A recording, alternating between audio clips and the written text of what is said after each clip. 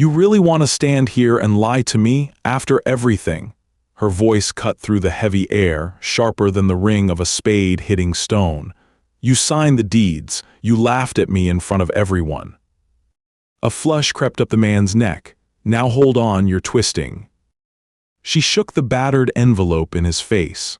Am I, because I've got every document, every map, want to see the gold, or are you afraid? His hand trembled on the table. That land was just a swamp. Nobody cares. Her gaze never wavered. Care enough to steal from a kid, you mean? The clock ticked behind them, slow and thunderous. He glanced at the door, sweat beading. She leaned in until only inches separated them. Say it out loud, tell me why you did it. He stared down, silent. Rain hammered the windows. It was only then, in that charged pause, that the room seemed to hold its breath. To understand how she ended up with the whole county watching, you'd have to go back, before the rush, before anyone cared, to a Monday where everything she had fit in 2 battered boxes and her last $7. The county office lights flickered overhead, buzzing. June Parker pressed her shoulder into the wood-paneled counter, dirt smudges streaking the back of her hand, leftover from hauling boxes out of her grandmother's old Ford and into the rain. Her boots still squished mud with every step. She could feel eyes on her. Mrs. Leslie behind the rainbow-colored glass divider, 2 retired ranchers waiting for fishing permits, and Rick Swanson, the tax deputy, tapping the big red sale sign over a stack of property forms. $7, that's all June had in her wallet. The rest, 18 in coins, was hidden under the passenger seat, meant for gas home if she still had a place to go. She cleared her throat, voice steadier than she felt. I'm here for that last parcel, the one out by Burnside Creek. Mrs. Leslie stifled a laugh behind her tea mug. Sweetie, you sure you want that swamp? Rick called from the corner. It's flooded half the year, even the frogs move out. June's cheeks burned. Someone coughed a smothered snort. But she'd done the numbers late last night, sitting on the farmhouse steps with her grandmother. There was only one path forward. Mrs. Leslie slid the deed and a crumpled envelope toward her, careful, as if they might stain the counter. That'll be $7, dear, cash only. June counted out the bills, hands steady. She took the envelope, fingers running over the faded money order and hand-stamped date, April 13. The parcel number matched her great-grandfather's old fishing maps. Her grandmother's words echoed from yesterday's dusk. Sometimes people only see what's plain. That's how you slip through, honey. She tucked the envelope into her jacket, pressing the edge of a scrap of oilskin that stuck from the corner. Not just any document, a worn corner of leather peeking out, her grandmother's weathered journal. She met Rick's eyes. I'm buying it for the riverbed. He snorted, it's just mud and mosquitoes. Maybe it was. Or maybe the stories her grandmother had told and the old, careful sketches she'd glimpsed in the journal were more than family folklore. If you've ever felt the sting of laughter when all you have is a hint of hope, when everyone in the room is certain you'll fail, keep listening.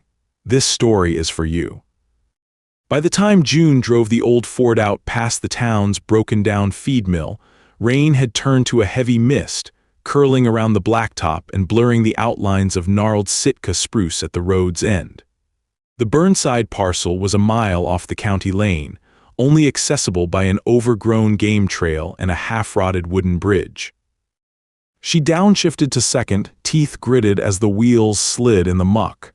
Don't quit on me now, Ned, she muttered, thumping the dash as if the truck could hear. Her grandmother, Sylvia, huddled beside her, shawl wrapped tight, mouth twitching with an unsaid smile. You drive like my brother, always looking too far ahead and not near enough below. June shot her a sidelong look. I learned from the best, apparently. They hit a rut and bounced, the chassis groaning. You scared? Sylvia asked, voice soft. Not of mud, just of being wrong. A flash of memory, her father scoffing at the breakfast table, only fools buy land no one else wants, Junebug. The sting in his voice never faded, even years after he'd walked out. June gripped the steering wheel. They reached the sagging bridge, and June put the truck in park. She grabbed the old gold pan and a mason jar, tucking her grandmother's journal under one arm. Sylvia's hand found June's wrist. "You carry too many doubts. Sometimes land just needs the right eyes, not right opinions." The trail wound through ankle-deep water. Mosquitoes whined at their ankles. The sweet rot of skunk cabbage pulsed under a thick canopy. At the creek's edge, June knelt, scooping black sand into the pan as Sylvia flipped through the journal, exposing a hand-drawn map beneath a fold. "Under Moon's rise and Cedar's root, yellow runs deeper than boots," she read aloud. June's heart hammered. She swept her pan into the creek. Gravel rattled, flecks glimmered at the bottom, bright against the mud. "Is that?" Sylvia nodded. "First specks, you watch, it's down there." June's doubts cracked, the map, the signs, the laughter in town, all suddenly raw and alive. They pressed deeper into the brambly swamp, the gold pan heavy now in June's hand. She wasn't wrong. That was just the beginning. The next morning broke gray. Mist soaked through every seam of June's raincoat as she slogged along the narrow property boundary. The old stake fence was half buried, moss chalking the top rails bright green, marking the edge where the family's secrets began. She set up her buckets and trowel near a willow that bent low over the main creek fork. On the journal's map, a small X had been penciled at its roots by a hand that shook near the margins, her great-grandfather Ed's scrawl. June pried at the muddy soil, hands numb.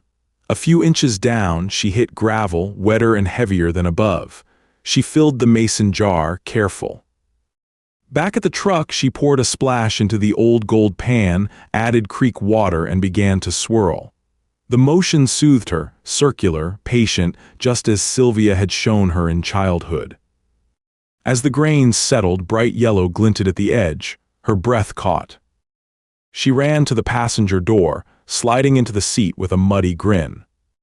"Grandma, look." Sylvia peered in, squinting.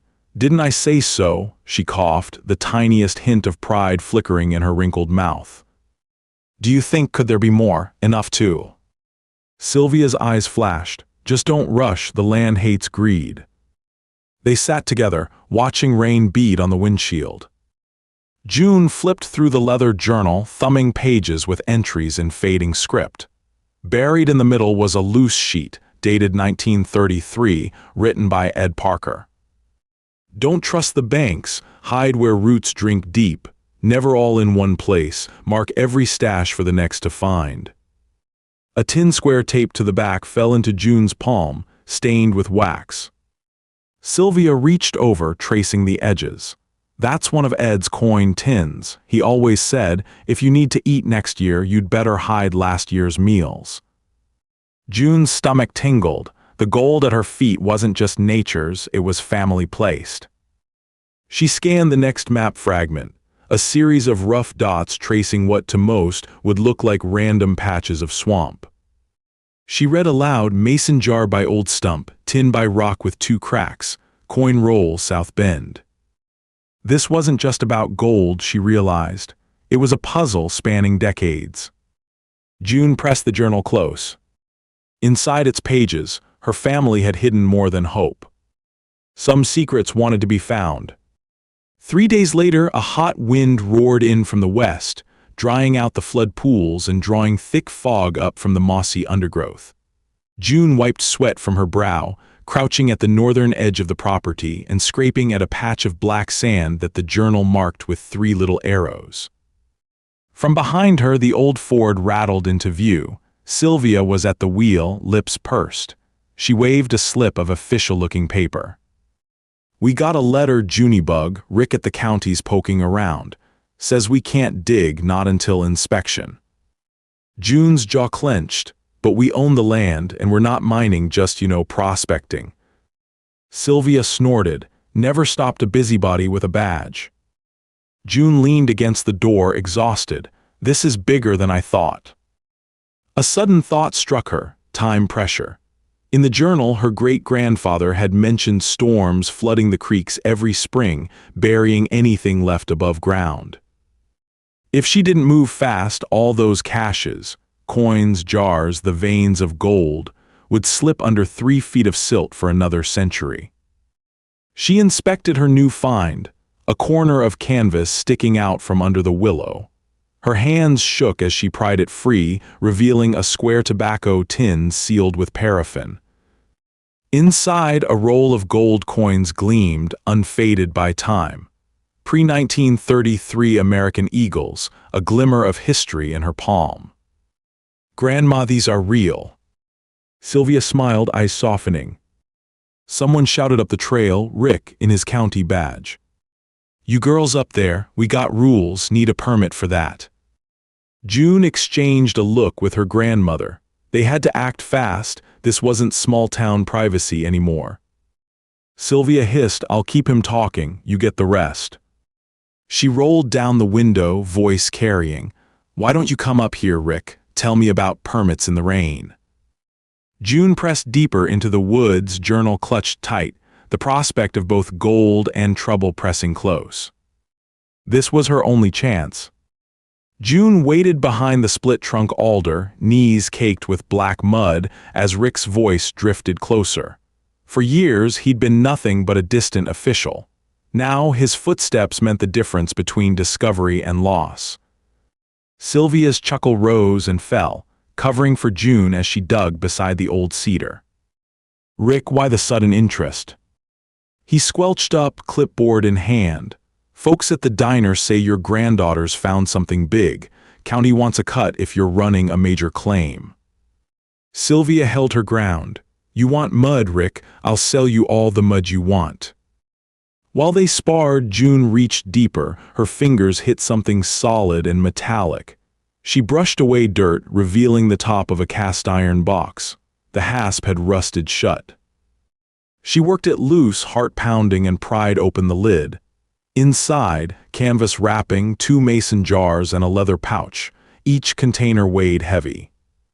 She cracked the first jar's wax seal, gold nuggets, bright as the day they'd been stashed. Her mind reeled. Her family had been burying their savings out here through 3 generations. Great-grandfather, grandmother, even her father in lesser times, it seemed. She scanned for witnesses. Nothing but silence and Sylvia's laughter further down the trail. She stuffed the findings into her backpack, careful to hide her tracks. June jogged towards Sylvia, trying to look casual. "Anything to declare, Rick?" she called, voice surprisingly confident. He peered at their bucket. "That's not mine gravel, is it?" "Not unless gold's grown legs," Sylvia replied. Rick's brow furrowed. "We'll see about that, county might need a survey." He stomped off, defeated for the moment. June stared at Sylvia, breathless. "We're not stopping, are we?" Sylvia handed her the old scale from the truck's glove box. "Not unless you want to be ordinary." June weighed a nugget over an ounce. That night by lantern in the truck cab, June marked every mapped dot in the journal, her fingers shaking for the first time, delight, not fear. The next afternoon, June's phone buzzed Rick again. "Hey, you need to come to my office, tomorrow at 9, county survey." Her stomach knotted, the official clock had started. The land, her secret, and the entire strategy were under threat. She drove to town, mud spattering the truck, and parked outside the courthouse. Inside, she found Rick and a stern woman in a dark suit, Gina Blackwell, county assessor and notorious stickler. Gina's eyes narrowed. "We hear there's been unauthorized disturbance. You have 36 hours to produce a legal mining claim or stop all activity." June's mouth went dry. "But..." Rick cut in, "Rules are rules." Sylvia swooped in behind her, cane clanking. "My granddaughter has every right, the parcel's ours outright. Do you know what happened to paperwork in 33? Bank failures, that's what." Gina raised an eyebrow. "Can you prove continuous ownership and activity?" June's mind whirled. She slid the envelope, the crumpled deed, and the old journal onto the desk. Gina flipped through, unimpressed. Sylvia smirked, whispering, "Show the coins." June pulled a coin from her pocket, then the pouch of nuggets, laying them out with hands trembling, not with fear but certainty. Gina's demeanor changed instantly, eyes sharp. "Where did you find these?" "In the creek," June replied, "on our land. There's more in these jars." Gina paused. "If you can file a verified claim by tomorrow night, this is technically yours, but county will review." June nodded stiffly. Sylvia grinned. "Better start writing, Junebug." Alone outside, June slumped on the courthouse steps, heart racing. Everything hinged on her next move. That evening, the kitchen table was buried under survey maps, forms, and old photos of the land. June's hands cramped from drawing out the boundaries by lamplight. In the far corner, Sylvia dozed in her rocker, shotgun propped nearby. Lightning crackled outside, low and sullen. June tapped the kitchen scale, measuring the contents of the pouch: 13 gold coins, 7 nuggets, 2 mystery tins yet unopened. Her phone vibrated, a text from Rick. "County board meeting moved up to noon tomorrow. They want answers." She cursed under her breath. A car crunched its way up the gravel drive. June peeked through the curtains. Rick himself lumbered out, raincoat flapping. She eased open the door. "Evening, Rick, late for county business." He glanced aside. "Heard about your fines, June. People are talking." She studied him, wary pride flickering. "What's the real problem here?" He shrugged. "People like what they know. Your family's been different, always secretive. Folks don't trust change or surprises." She stepped forward. "It's not about gold for us, it's about keeping a promise." Rick's voice softened. "Just file the claim. Town's gossips will settle once rules are followed." He tipped his hat, heading back into the rain. June returned inside but left the porch light burning. She marked every critical site in the journal, cross-referencing every map, every story Sylvia had ever whispered. Tonight, finally, she understood. Her role wasn't luck but a test. Come morning, she would face the board, armed with proof, patience, and every secret the land had trusted her to keep. By sunrise, June's nerves wound tight as barbed wire. The Ford started on the second try, coughing smoke. She loaded the evidence, journal jars, coin tins, into a battered duffel. Sylvia climbed in, humming an off-key tune about riverboats and outlaws. "Your great-grandfather was proud of his secrets," she said, tugging at her collar. "But he'd want one thing most, you finishing what he started." The drive to the county seat was slick, clouds pressing low, the world narrowing to gray and green. Inside the wood-paneled boardroom, June stood alone before a semicircle of town officials, Rick among them. Gina Blackwell presided at center, steely-eyed. Papers rustled, Rick twiddled his pen. June drew a breath, laid out the journal, and began. "I know my family's history here is complicated, but there's something you all missed." Gina folded her arms. "You have evidence of claim and continuous use." June nodded. "Here's the deed.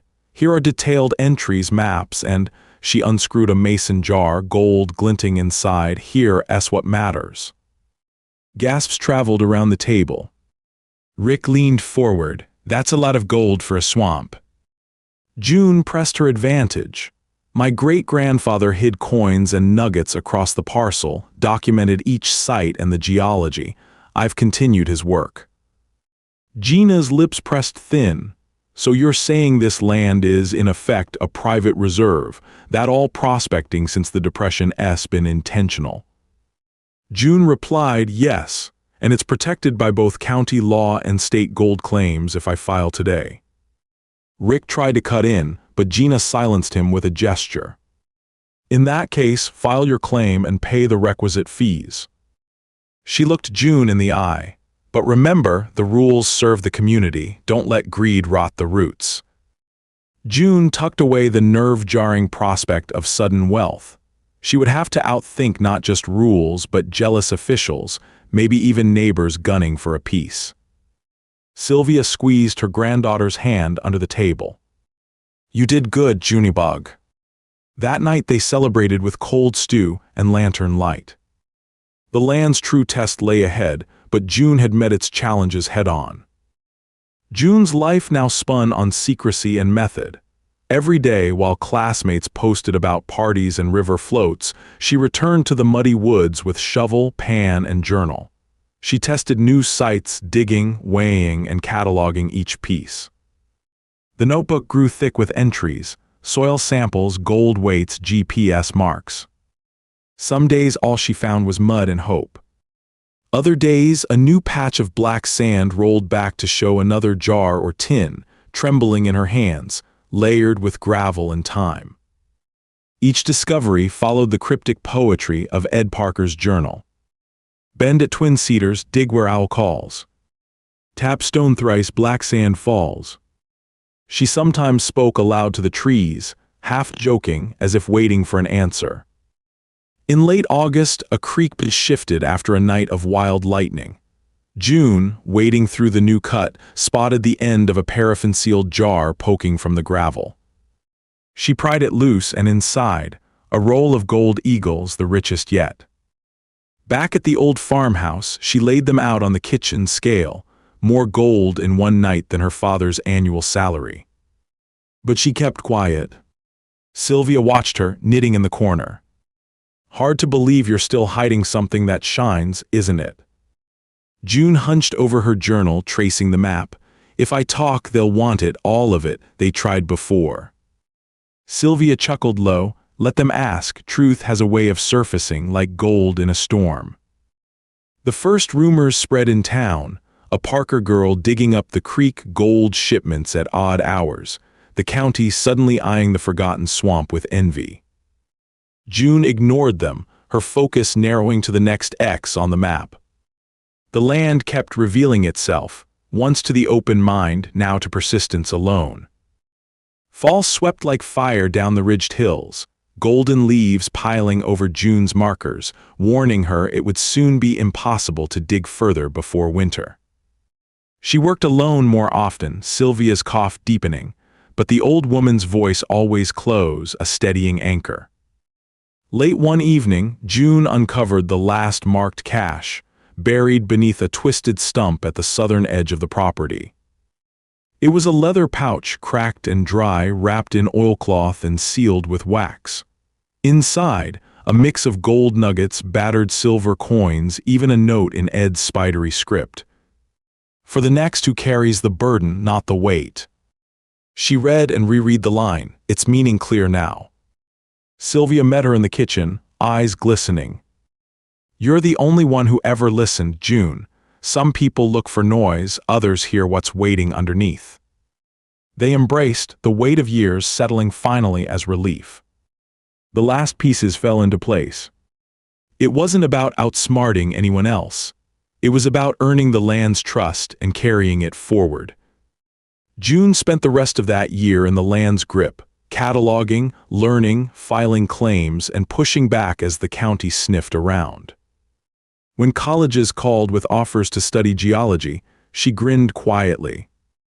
On her final day before leaving for school, she led Sylvia one last time through the woods. The creek cut clean and bright, gold-panned dust swirling around their boots. "I promised Ed I'd pass it to the next who sees, not the next who asks," Sylvia whispered, pressing the old journal into June's hands. June bowed her head. "I'll do right by it." They walked back, dusk gathering behind them, the old swamp sheltering its mysteries for one more generation. The confrontation with Rick and the county came to a head on a rain-swept October afternoon, the boardroom full, Gina Blackwell seated tall at the center. June entered, duffel in hand, boots caked with mud. Rick stood at the window, rigid. Gina nodded. "You have one chance. Explain yourself or we void your claim." June stepped forward, laying the envelope, the deed, and the journal on the polished table. Rick tried to bluster. "It's just a swamp, waste of resources." June's eyes flashed.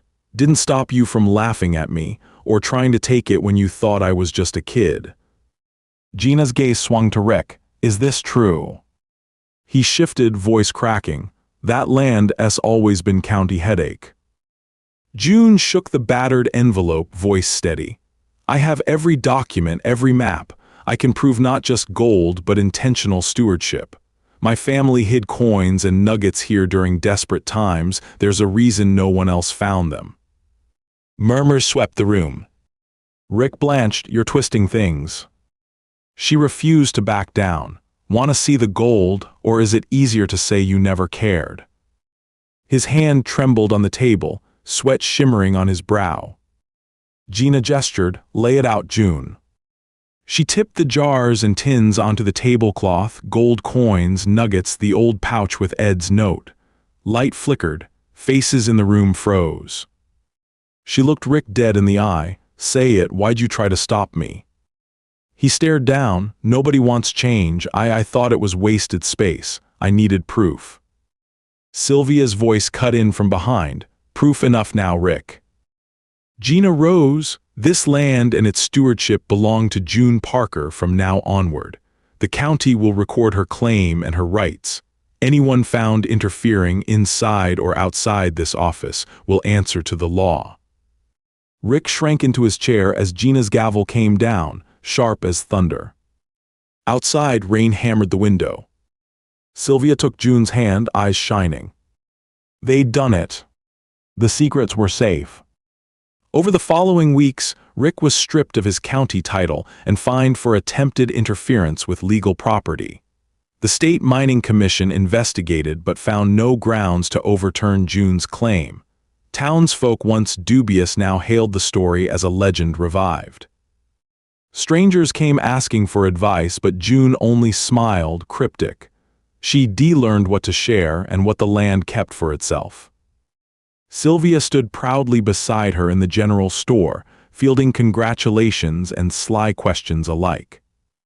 Every last ounce above board, and not a penny more, she'd wink. June poured most of the gold into college tuition, reinvested carefully, never spending her coins all at once, following the rules of Ed's journal. Rick, humbled and disgraced, moved out of county business, his name now synonymous with those who gamble on others' dreams for a quick score. June became a resource, private, meticulous, respected, her family's story a quiet bulwark against all who wanted shortcuts. For the first time, she felt not only vindicated, but chosen. The old farmhouse still stands under green clouds of moss and fog, but June now splits her time between the woods she won and the geology labs of a distant college. Her hands are as steady as her heart.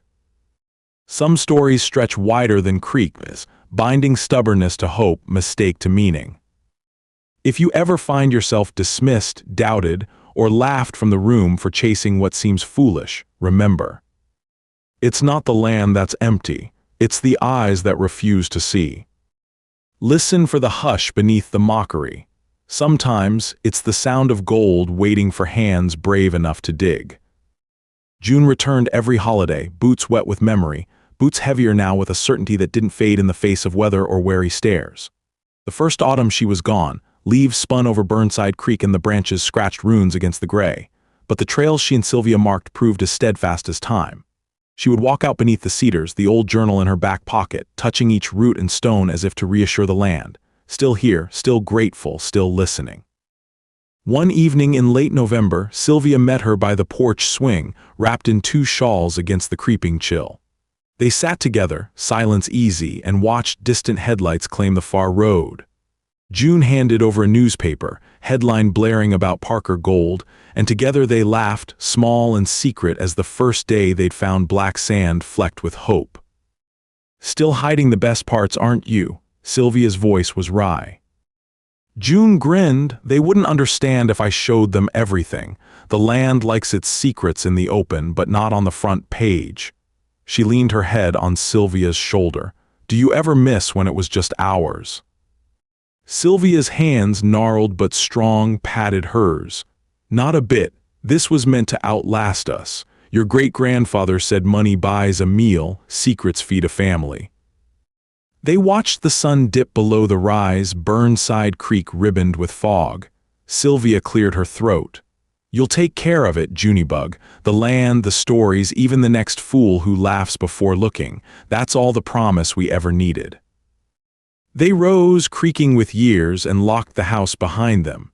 June settled one tin, Ed's original coin box, high on the kitchen shelf, tucked behind the flour. She left another at school, a secret anchor when city life pressed too loud. Winter storms came and went, and when the days began to lengthen, June found herself back at the creek's edge, journal open, blue pen scratching new lines. She added notations to Ed's cryptic verses, mapping the changes in silt, marking stumps shifted by the latest washes, even jotting the calls of the morning owls. Word had spread through the county, but now it was different. No more sidelong insults, no more doubting glances. Instead, the bakery left a loaf on her doorstep twice a month. Letters arrived for Sylvia, full of apologies bundled with pie recipes and old photos. Gina Blackwell called one wet Saturday to ask if the high school earth science class might visit and learn about creeks and patience, and June said yes, so long as they brought their own boots and promised to leave every root unturned. Some afternoons, when rain struck the metal roof in a hard, promising cadence, June fingered the note Ed had left for the next who carries the burden, its meaning clear as gold dust at the bottom of the pan. The burden was never the weight. It was knowing when to hold fast, when to let go, and when to plant secrets for a harder season. One slow golden dusk, June led Sylvia on a final walk up the rise, stopping beneath the oldest cedar. She pressed the journal into her own hands and for the first time read aloud the new verses she had started, records of rainfall, tricks for gold panning, warnings about county men who count more than they measure. At the last page, Sylvia's smile was sharp as ever. You're a Parker, all right. Got sense for listening and backbone for storms. They stood in the hush together, letting the moment root deeper than any coin or jar. On the drive to town for supplies, June rolled the window and let in the scent of rain and cedar. She smiled to herself as the farm came into view, rambling, worn, dense with legacy and possibility. A text flashed on her phone, Gina Blackwell again, inviting her to sit next year on the County Resource Council, to keep us honest. Sylvia leaned over, voice tired but bright. You'll be too busy leading to worry who follows now. I won't forget, June promised. She thought of gold sealed in wax, lessons pressed into mud, laughter and drizzle, and the ache in her arms that spelled out a life honestly earned. She thought of all the rooms she'd entered where no one expected her to win, and how, bit by bit, the land had proven them wrong. As dusk softened everything into gold and silver, June parked the battered Ford and took Sylvia's hand. They crossed the old bridge together, boots steady, laughter echoing like a promise through the trees. Whatever came next, storms, meddling neighbors, new board meetings, or just another spring's unearthed secret, the land and its legacy would endure, safe in hands that had finally learned to trust both silence and song.